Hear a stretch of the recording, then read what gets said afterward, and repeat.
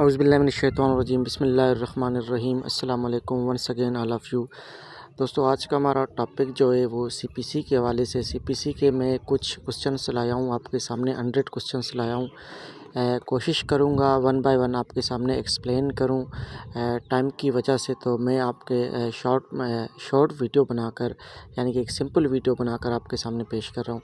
यहाँ पे हमारे पास जो क्वेश्चन है, क्वेश्चन 1 कह रहा है in this act the unless there is anything repugnant in the subject और कॉन्टेक्स्ट डैश इंक्लूड्स रूल्स।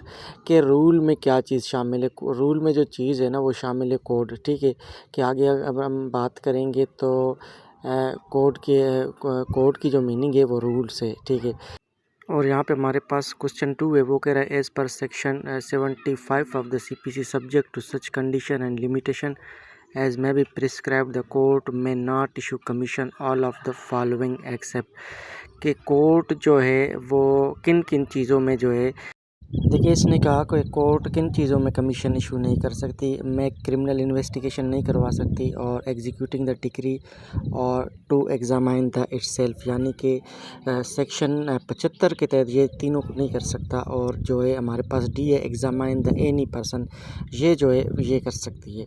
और यहाँ पे हमारे पास क्वेश्चन 3 है, वो कह रहा है where are defendant fails to file written statement within the 13 days court shall right to the defend the case के को।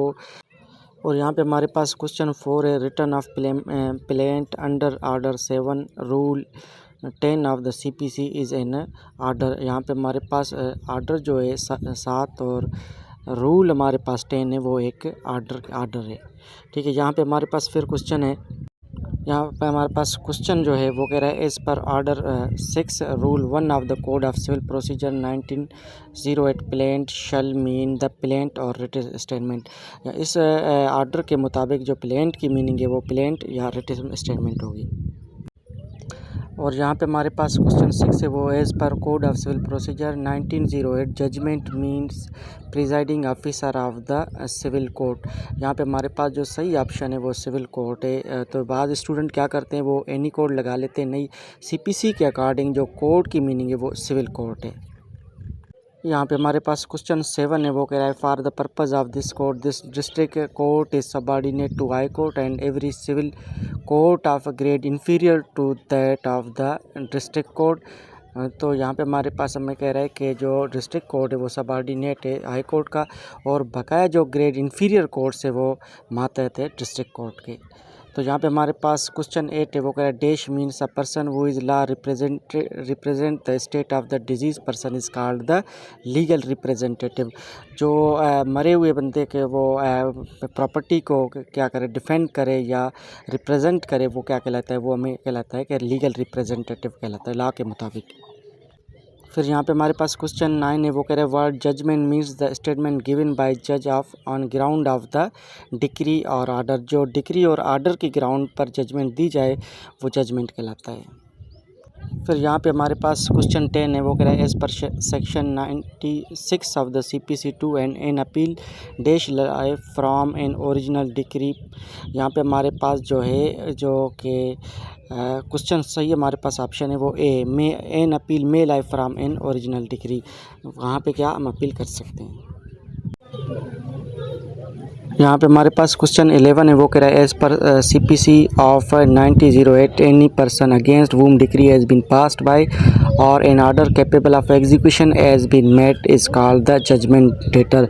जिसके फेवर में, जिसके अगेंस्ट कोई डिक्री पास की जाए या फिर order of the capable of the execution बनाया जाए तो उसको हम क्या कहेंगे, वहाँ पे उसे हम कहेंगे जजमेंट डेटर, यानी कि जिसके अगेंस्ट कोई डिक्री पास की जाए that is called the judgment debtor. फिर यहाँ पे हमारे पास क्वेश्चन 12 है, वो कह रहा है कि purpose of this court the district court is subordinate to high court and every civil court of grade inferior of the district court. इसने फिर वही बात कही कि जो हमारे पास जो उसने कहा कि अगर हर जो डिस्ट्रिक्ट कोर्ट है वो मातहत होगा हाई कोर्ट का, और जो ग्रेड इंफीरियर है वो किसके मातहत होगी, वो डिस्ट्रिक्ट कोर्ट के मातहत होगी। फिर यहाँ पे हमारे पास क्वेश्चन 13 है, वो कह रहा है लीगल रिप्रेजेंटेटिव मीन्स वो person is law represent the state of deceased person. जो डिजीज़ पर्सन के जो प्रॉपर्टी को वो क्या करे, वो लीगल रिप्रेजेंटेटिव कहलाता है। यहाँ पे हमें क्वेश्चन 14 कह रहा है कि means that statement given by जज of the grounds on decree और आर्डर, जो आर्डर और डिग्री की बुनियाद पर वो स्टेटमेंट दी जाए वो क्या कहलाएगा, वो जजमेंट कहलाएगा। फिर यहाँ पे हमारे पास क्वेश्चन 15 है, वो कह रहा है as per section 96 of the to an appeal may lie from an original decree passed by ex party. जहाँ पे एक्स पार्टी की जाए डिग्री तो वहाँ पे हम क्या कर सकते हैं, अपील कर सकते हैं। मैं बताता चलूँ, ये जो हमारे पास क्वेश्चन सीपीसी के आए हैं ये काफ़ी मरतबा आए हैं, जो रिपीटेड क्वेश्चंस है। और ये एक क्वेश्चंस जो बनाए गए हैं वो एक प्रैक्टिस के लिए बनाए गए हैं, ना कि ये अकॉर्डिंग टू लॉ है। ये एक प्रैक्टिस के लिए बनाया गया है और प्रैक्टिस से आप प्रैक्टिस करके अच्छी तैयारी कर सकते हैं और काफ़ी मार्क्स ले सकते हैं। तो यहाँ पे फिर हमें क्वेश्चन कह रहा है कि 16 as per CPC of 1908 judgment means any person against whom decree. Judgment debtor जो है जिसके खिलाफ डिग्री पास की जाए वो क्या कहलाएगा, जजमेंट डेटर कहलाएगा। तो यहाँ पे फिर हमें कह रहा है कि क्वेश्चन 70 है, वो कह रहा है purpose of this court, district court is subordinate to high court. District court जो है वो सबऑर्डिनेट टू हाई कोर्ट है। फिर यहाँ पे हमें जो कह रहा है क्वेश्चन 18 है, उसका जो है नन ऑफ दीज है। फिर हमारे पास जो क्वेश्चन 19 है वो कह रहा है जज means the presiding officer of the civil court. मैं फिर बताता चलूँ कि यहाँ पे जो जज है वो किसका जज है, वो सिविल कोर्ट का जज होगा। तो काफ़ी स्टूडेंट्स क्या करते हैं, जहाँ पे वो एनी कोर्ट लगा लेते हैं, ना कि एनी कोर्ट है। अगर CPC की बात करें तो CPC में जो जज है, जज means court of the civil court, not all other courts.